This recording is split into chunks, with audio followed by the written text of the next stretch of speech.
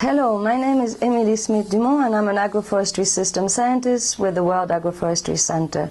In this short lecture, I'm going to be presenting a case study of the parkland management in Mali and looking at the opportunities and constraints associated with farmer-managed natural regeneration.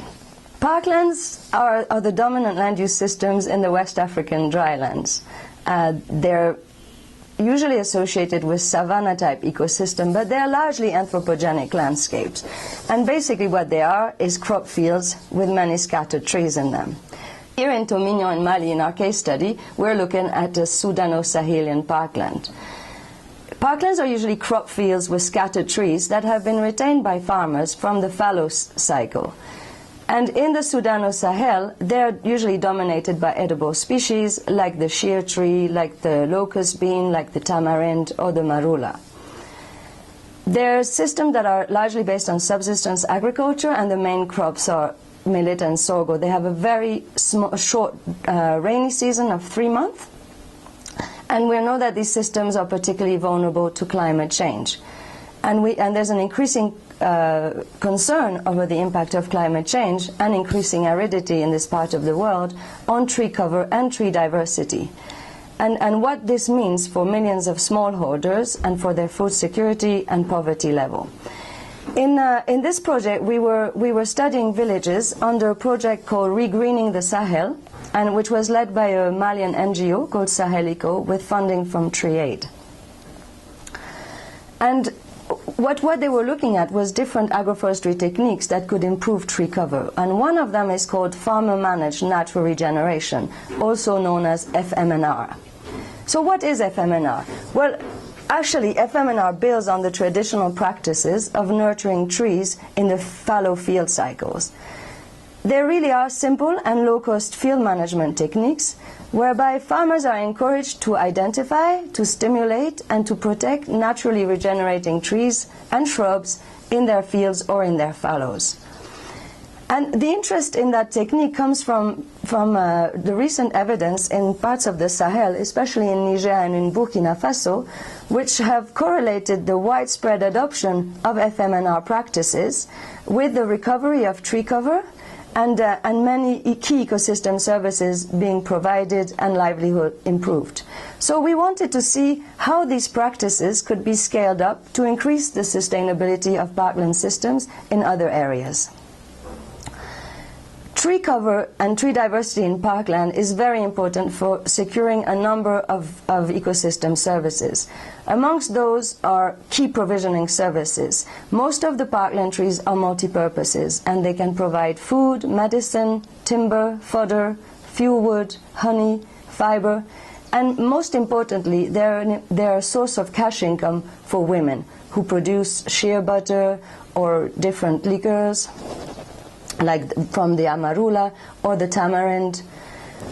So this is a very important aspect for local livelihoods. In addition, tree cover in parklands provide a number of regulating and supporting services. They help to improve soil and water quality, to regulate climate, regulate floods, and conserve biodiversity.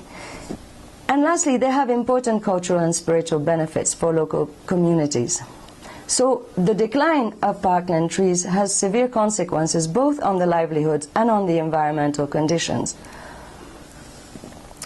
As a first step to understanding the potential of FMNR in the area, we wanted to look at the local knowledge that farmers had of natural regeneration processes. And what we found was that there were clear regeneration problems for the large majority of the species. So out of 34 species discussed with farmers, 23 were either threatened or in decline. And amongst these trees were the most important trees for food, medicine, and income. The disruption in the natural regenerations were caused by two important factors. One was the low or absence of seed stock, and the other one was the extremely high seedling mortality. The absence of seed stock was caused by a continuous decrease in parent trees, a decline or an absence in fruiting. This was often because trees were excessively lopped or pollarded for wood or fodder, or because fruits were over-harvested.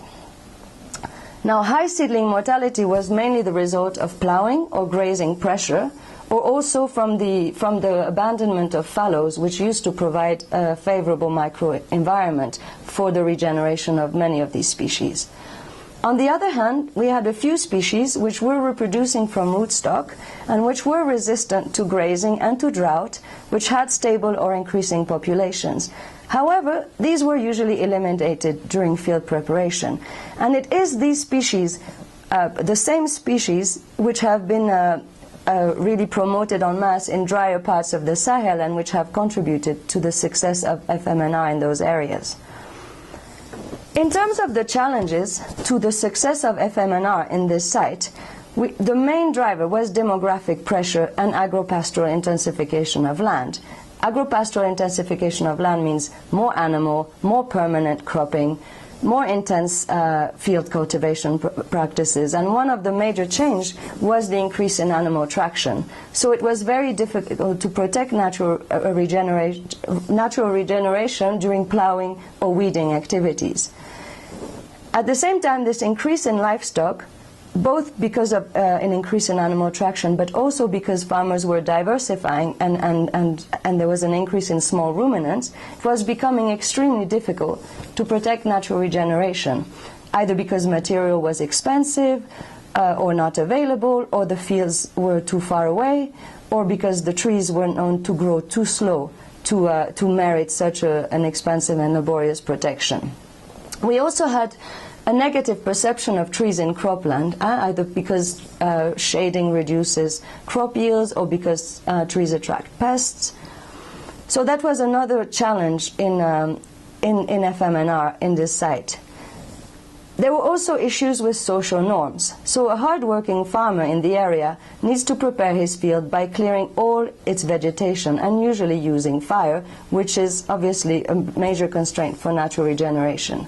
There were also issues with land and tree tenure, because we were in an area with customary arrangements, and most of the land is lent.